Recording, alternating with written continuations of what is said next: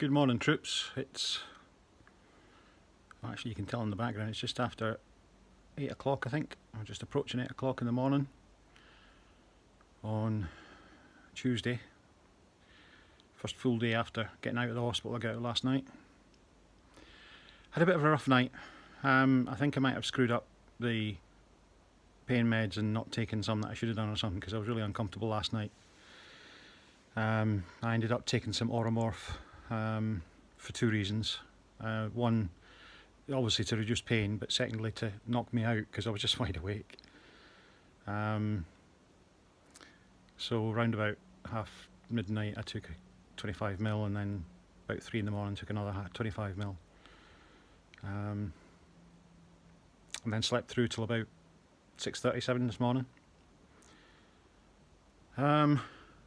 It's good to be home. It's good to have everything around me that I like. The only downside is the things that I'm used to being able to rely on and relax with, like the nice comfy sofa, reclining sofa, I can't use because it's too low and it's not supportive enough in terms of getting up and down with the new hip. My ever so comfy bed is too low to the ground, so again I can't use that, so I'm in the spare bed, and that added to the discomfort last night.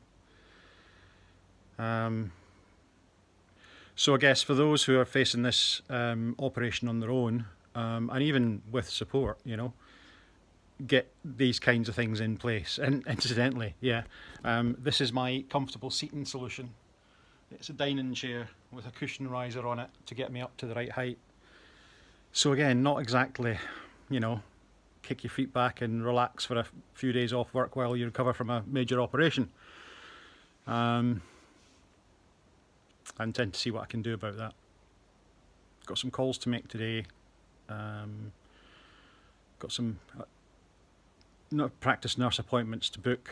Got to sort my car insurance out. Let them know I've had the op as well. And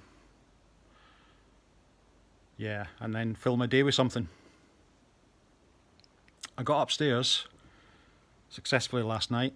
I kind of had to, because the Wi-Fi modem had shut down and it's up there, so I had to go up and reset that so that I could at least do stuff. It wasn't difficult at all, although it looks like a complex spiral staircase. Actually, it's really supportive in terms of going up 1 foot at a time, or 1 tread at a time. So I might end up there today at some point. There's a comfy office chair up there that I can adjust the height of, and that might be a better seating solution. So yeah, here we go, start of the day. I think the other observation I would make is that everything is slow, very slow. I need to get into the routine of what my drugs are and get them set up so that I know when I'm taking which. It was a bit hit and miss last night, it's a bit hit and miss this morning, but I think I've got it right. And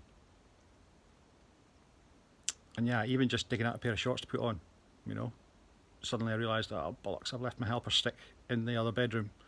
So I had to leave everything where it was, go back to the other bedroom, pick up the helper stick, bring it back through to the main bedroom where the shorts were. And yes, I could have carried the shorts through, but then you're halfway back and realise you could have done that and didn't. So there's all of those little frustrations. And it's almost a nonsense to point them out because they seem so obvious. But you'd be surprised. You'd be really surprised at how much you do without thinking. Anyway, that's me for the morning. I might do some shooting later of me moving about, so you've got some B-roll footage kind of thing, just to see the progress stage I'm at the moment. Pain-wise isn't too bad at the moment. It's comfortable to sit. There's something going on with your hip. There's an ache there.